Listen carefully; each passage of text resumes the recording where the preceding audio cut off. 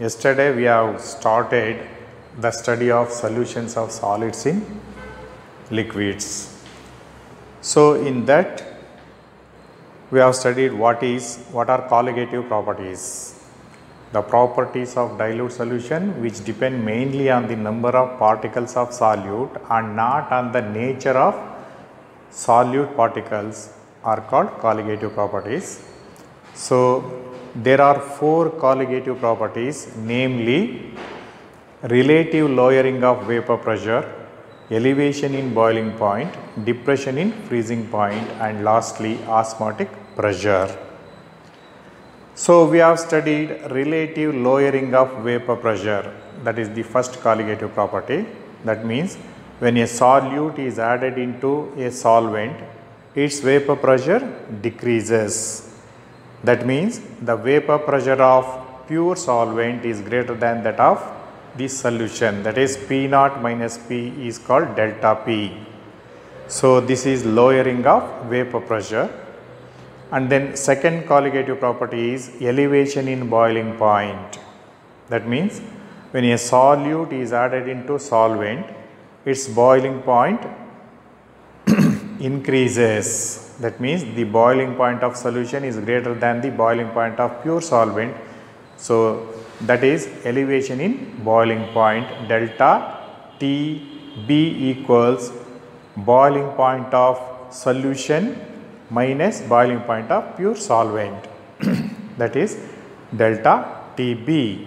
Both lowering of vapor pressure and elevation in boiling point depends on the number of particles of solute, therefore they are called as colligative properties. So today we will study the third colligative property, namely depression in freezing point.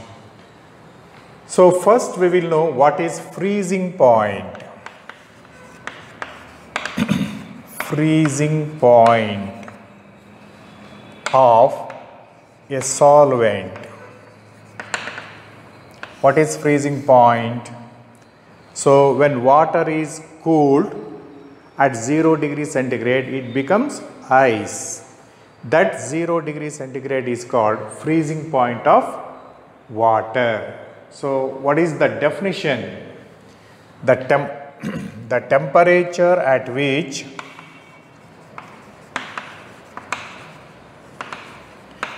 the vapor pressure of the solvent, vapor pressure of the liquid solvent becomes equal to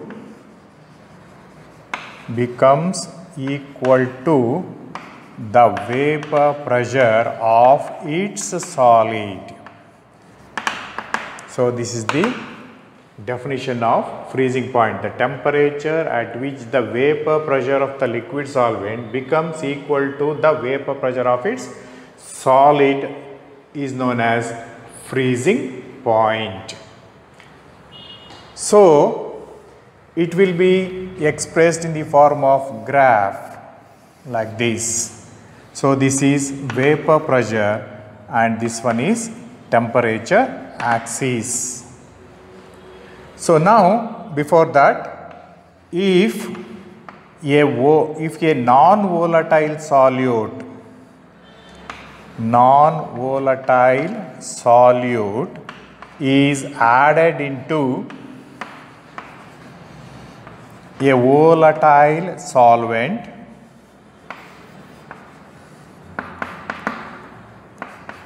the freezing point of the solvent decreases. Freezing point of the solvent decreases. That is, if TF is the freezing point of solution and TF naught is the freezing point of the pure solvent, then TF is less than TF naught. That means boiling point of solution is less than, freezing point of the solution is less than the freezing point of pure solvent. That means when a non-volatile solute is added into a solvent, the freezing point of the solvent decreases. For example, what is the freezing point of water? Freezing point of water equals 0 degrees centigrade. So if a little sodium chloride is added into this water, you will get solution of sodium chloride in water. So what happens to the freezing point of this solution? This solution freezes at -1 degree centigrade. So when sodium chloride is added into pure water, its freezing point decreases. What is the freezing point of pure water? It is 0 degree centigrade. Freezing point of its solution equals -1 degree centigrade. Then depression in freezing point. This is known as, so you know, freezing point of solution is always less than freezing point of the pure solvent. So coming to the plot of vapor pressure versus temperature. So when the temperature is decreased, the vapor pressure of the liquid decreases. So this is vapor pressure of pure solvent. So when you move from right to left, this is decrease in temperature. When the temperature is decreased, the vapor pressure goes on decreasing. When its vapor pressure becomes equal to the vapor pressure of the solid solvent. So at this temperature, the vapor pressure of the solvent becomes equal to the vapor pressure of its solid. This temperature is known as TF naught. This is, what is TF naught? TF naught equals freezing point of pure solvent. So if you plot vapor pressure versus temperature, you will get the curves like this. When the vapor pressure of a pure solvent goes on, when the temperature of a pure solvent goes on decreasing, its vapor pressure also goes on decreasing. When its vapor pressure becomes equal to the vapor pressure of its solids, what happens? The liquid solvent is converted into solid solvent. That temperature is known as freezing point. That is, TF naught is the freezing point of pure solvent. On the other hand, if you add a non-volatile solute to the solvent, its vapor pressure decreases. So this is vapor pressure curve for solution. Its vapor pressure curve for solution. So when the temperature of a solution goes on decreasing, its vapor pressure also goes on decreasing. When its vapor pressure becomes equal to the vapor pressure of the solid, this solution also freezes. This temperature is known as TF. What is TF? TF equals freezing point of solution. So freezing point of solution, TF is less than freezing point of pure solvent. So this is the meaning of this one. So then what is depression in freezing point? Depression in freezing point, that is delta TF. So the difference in the freezing point of pure solvent and that of its solution is known as depression in freezing point. That is, delta TF is equal to TF naught minus TF. This is known as depression in freezing point. Depression in freezing point is equal to depression in freezing point of pure solvent minus depression in freezing point of solution. This is known as delta TF. So by experiment, it is found that the depression in freezing point is directly proportional to molality of the solution, where M equals molality of the solution. So since depression in freezing point depends upon the number of solute particles present in the solution, it is a colligative property.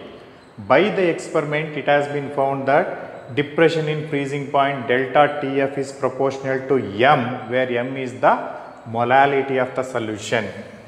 So delta Tf is equal to Kf into M, where Kf equals cryoscopic constant or molal depression constant, cryoscopic constant or molal depression constant. So when molality M equals 1, then delta Tf is equal to Kf. When molality of the solution is 1 molal. So when the solution becomes 1 molal, what is molality? Molality equals number of moles of solute in 1 kg of solvent, WA in kgs. If NB is equal to 1 mole and WA, weight of solvent, is equal to 1 kg, then molality becomes 1 molal. So when M becomes 1, Kf becomes delta Tf. This is the definition of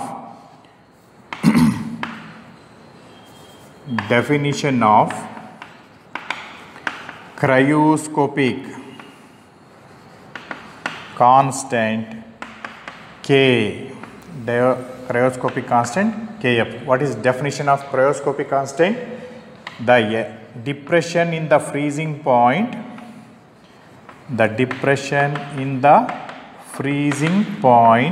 produced by the addition of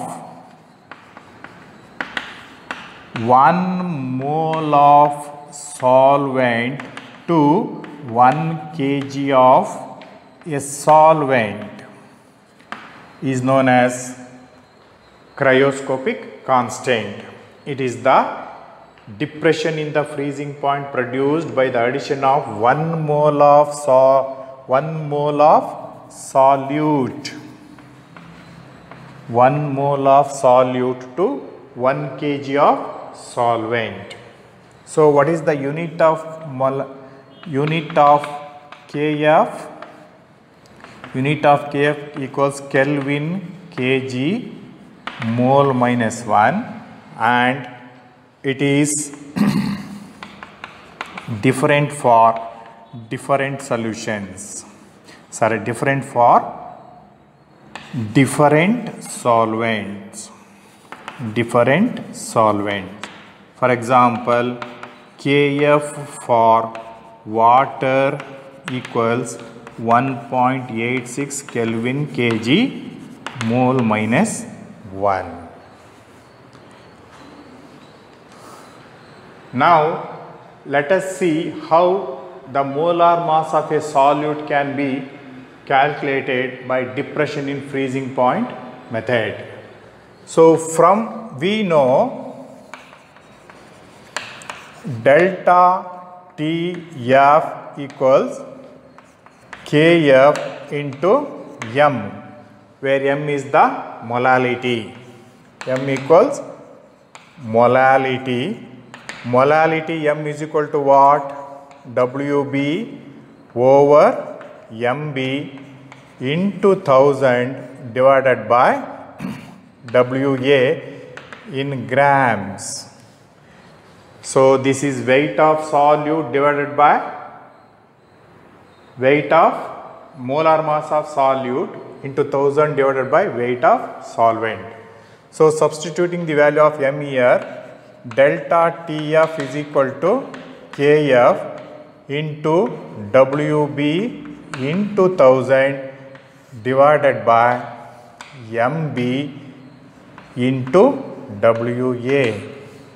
So from this equation we can calculate molar mass of solute MB equals Kf into WB into 1000 divided by delta TF into WA. So this is also very important equation. So problem will be asked in this equation. What is Kf here equals? This is cryoscopic constant of a solvent. It will be given. What is WB? W means weight, B means solute. Weight of solute in grams. Then what is WA? This is also equal to weight of solvent. WA is weight of solvent in grams. Then what is delta TF? Delta TF equals elevation in boiling point, that is equals TF naught minus TF. What is TF naught? Equals freezing point of pure solvent. So TF naught is always greater than TF, and then TF is equal to freezing point of solution. So knowing all these factors, we can calculate the molecular mass of the solute which is added into that solvent to decrease its freezing point. The next colligative property and the fourth colligative property is osmotic pressure pi. So before going to know what is osmotic pressure, first we will know what is semi-permeable membrane.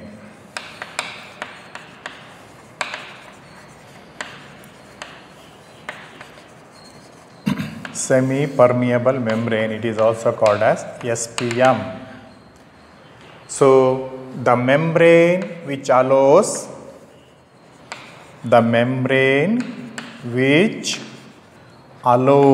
or permits the flow of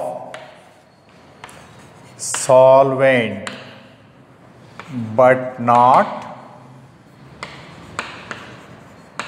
the solute through them.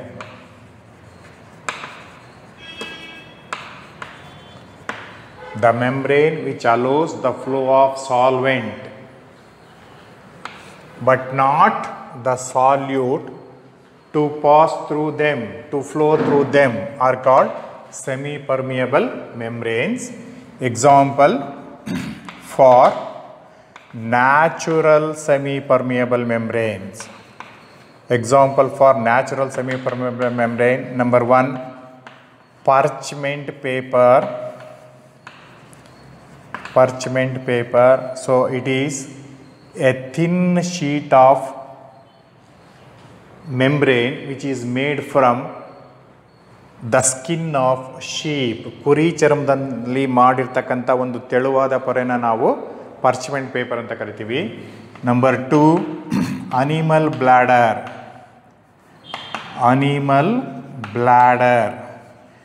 particularly pig's bladder. Pig's urinary bladder is an example for natural semi-permeable membrane. And third one is cell walls. And fourth one is egg membrane. So the thin sheet of membrane which is on the eggs, when egg is boiled, when the shell is removed, you will get a thin membrane which is called semi-permeable membrane. These are all natural semi-permeable membranes. Parchment paper, animal bladder, cell wall and egg membranes are natural semi-permeable membranes. Coming to artificial semi-permeable membranes. So number one is cellophane. Cellophane is an artificial semi-permeable membrane. Number two is cupric ferrocyanide. Cupric ferrocyanide, that is Cu2FeCN6.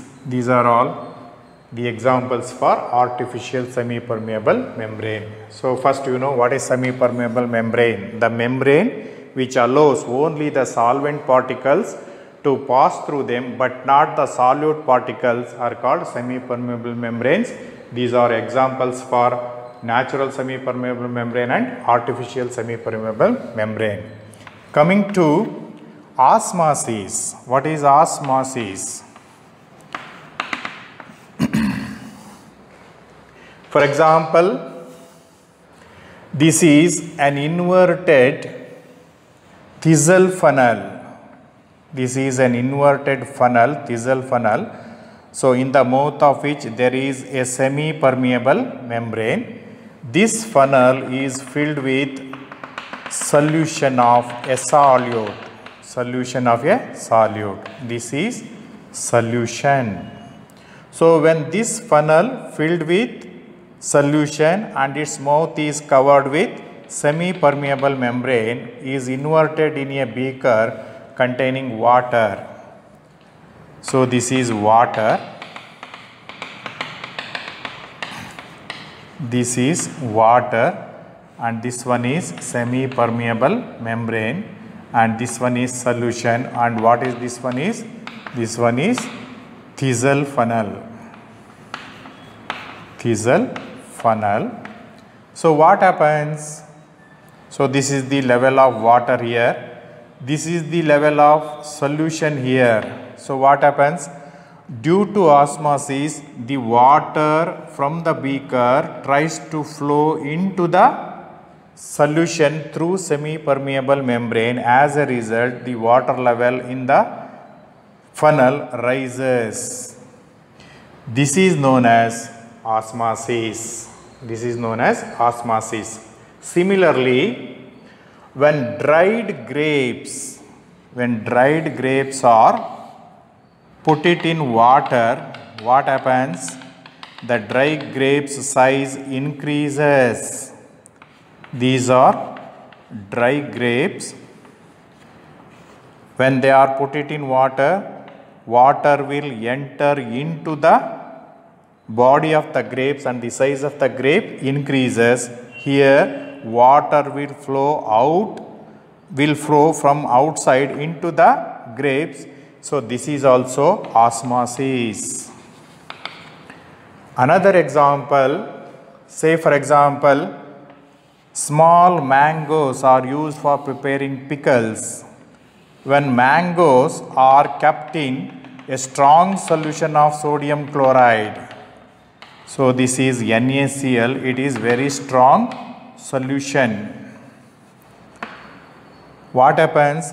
Water from the mangoes moves outside. As a result, the size of the mangoes decreases and the mangoes shrinks. So here water flows out of the mangoes into a concentrated solution. So these are all examples for osmosis. Now what is osmosis? The flow of pure solvent into the solution. The flow of pure solvent into the solution, or the flow of solvent from dilute solution into the concentrated solution through a semi-permeable membrane is known as osmosis. What is the definition of osmosis? Write down. The flow of pure solvent or dilute. The flow of pure solvent into the solution or from dilute solution into concentrated solution. The flow of pure solvent from solvent side to solution or from dilute solution to concentrated solution through semi-permeable membrane. Semi-permeable membrane is known as osmosis. The flow of pure solvent from solvent to solution, from solvent to the solution or from dilute solution into the concentrated solution through semi-permeable membrane is known as osmosis. Now, I will tell you what is osmotic pressure. Suppose, so this is osmotic pressure and it is represented as pi. Suppose this is a U-tube. So in the middle of the U-tube there is a membrane which is called semi-permeable membrane. This is semi-permeable membrane. In this side of the U-tube there is pure solvent. This is pure solvent or dilute solution. So this one is concentrated solution. This is concentrated solution. So in between these two solutions there is a semi-permeable membrane. This side contains either pure solvent or dilute solution and this side contains concentrated solution. So due to osmosis, what happens? Pure solvent moves from this side to this side through semi-permeable membrane. The process is known as osmosis. So the flow of solvent from pure solvent to solution or from dilute solution to concentrated solution through semi-permeable membrane is known as osmosis. Now, if a pressure is applied on the solution, so this is pressure. When you apply pressure on the solution just to prevent osmosis, the minimum pressure applied on the solution to just prevent osmosis is known as osmotic pressure. What is osmotic pressure? The minimum pressure applied on the solution to just prevent osmosis is known as osmotic pressure and it is designated as pi. So higher the concentration of solution,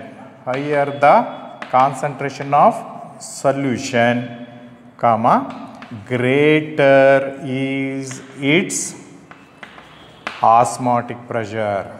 If the concentration of the solution is more, we have to apply more pressure to prevent osmosis. Now you understand what is osmotic pressure.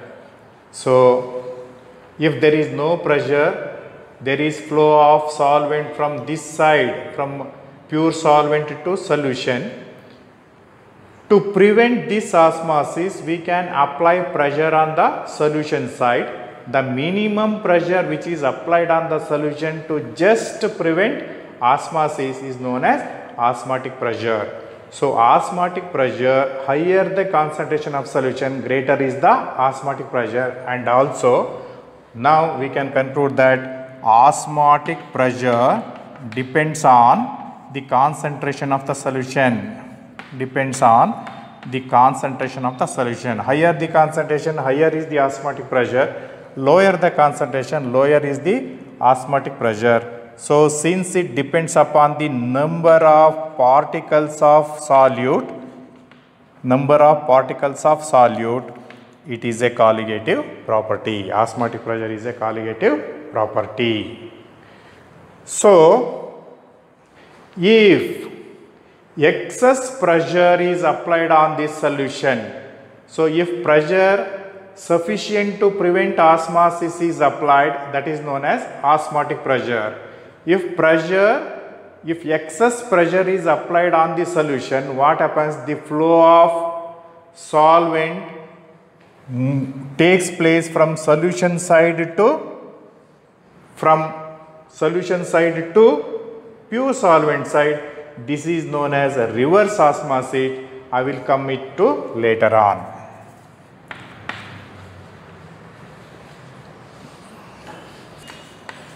By experiment,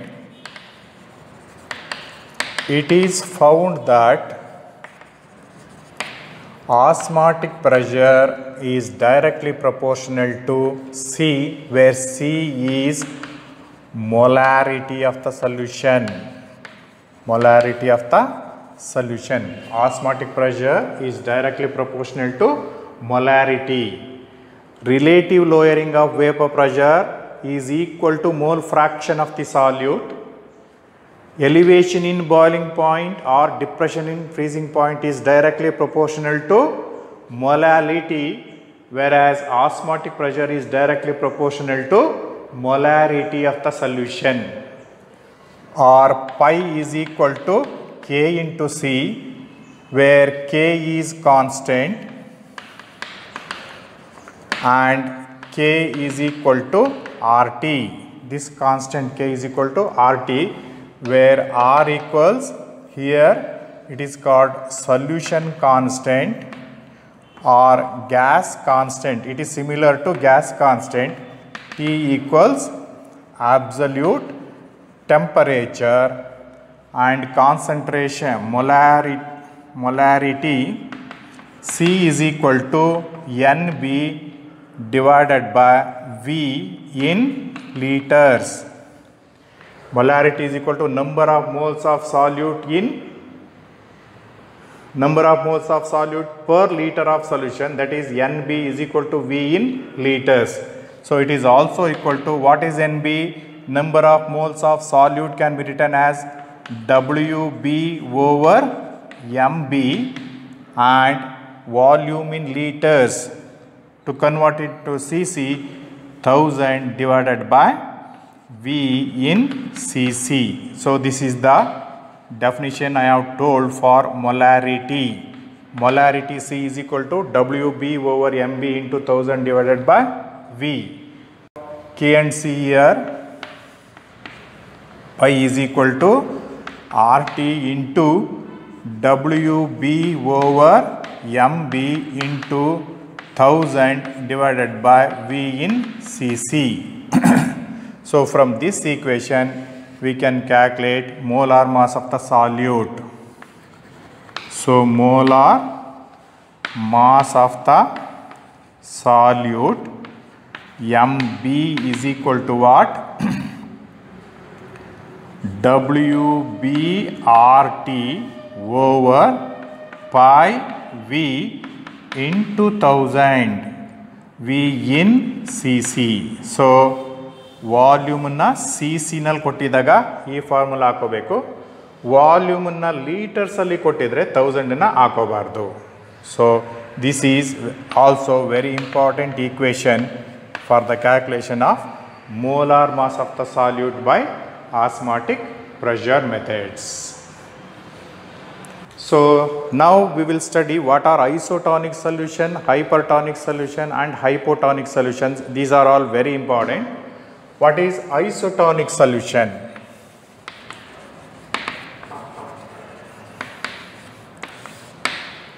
Solution whose osmotic pressure or two solutions are different solutions. So coming to the definition, different solutions having same as osmotic pressure. Different solutions having same osmotic pressure are called isotonic solutions. Different solutions having same osmotic pressure are called isotonic solutions. Next point, isotonic solutions have same molar concentrations. And third point is, when isotonic solutions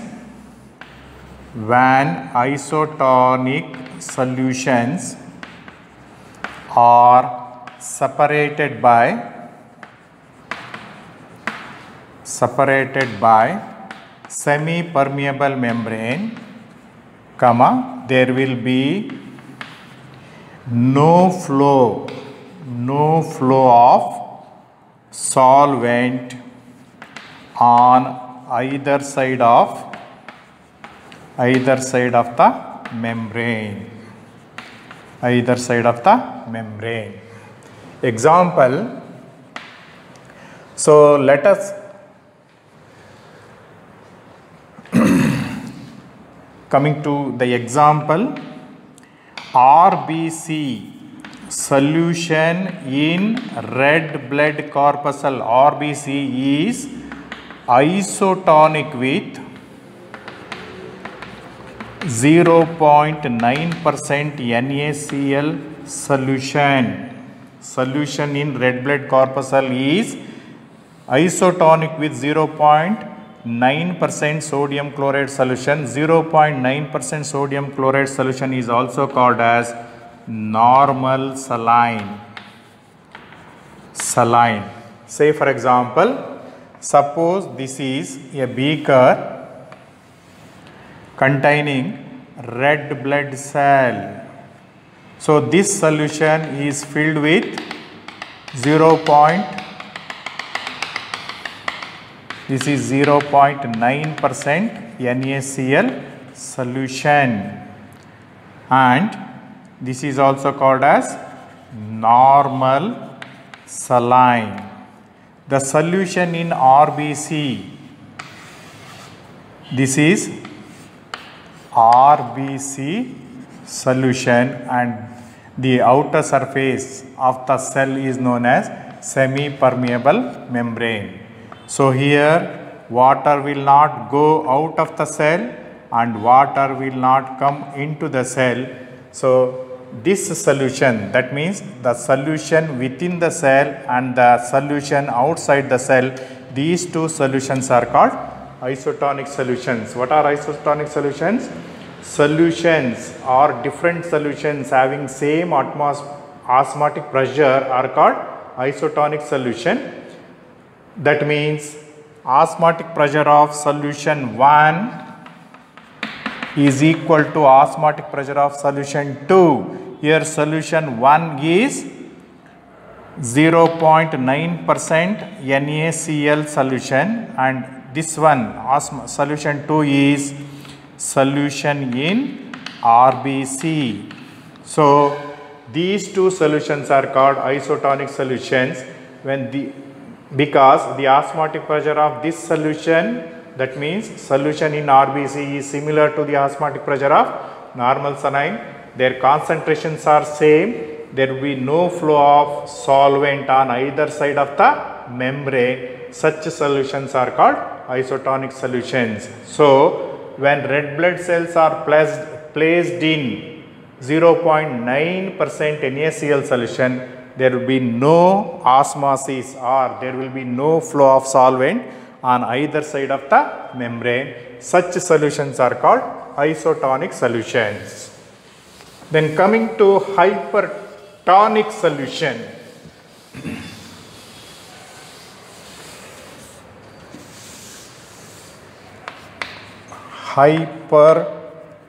Hypertonic solution.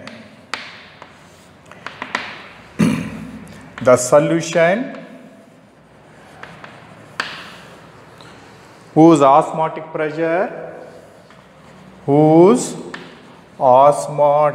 pressure is greater than that of the given solution is called an hypertonic solution.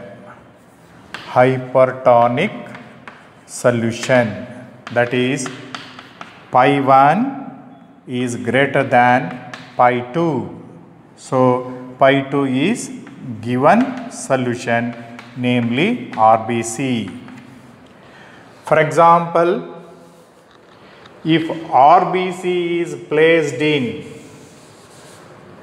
if red blood cell is placed in a solution whose concentration is greater than 0.9% NaCl solution, namely seawater.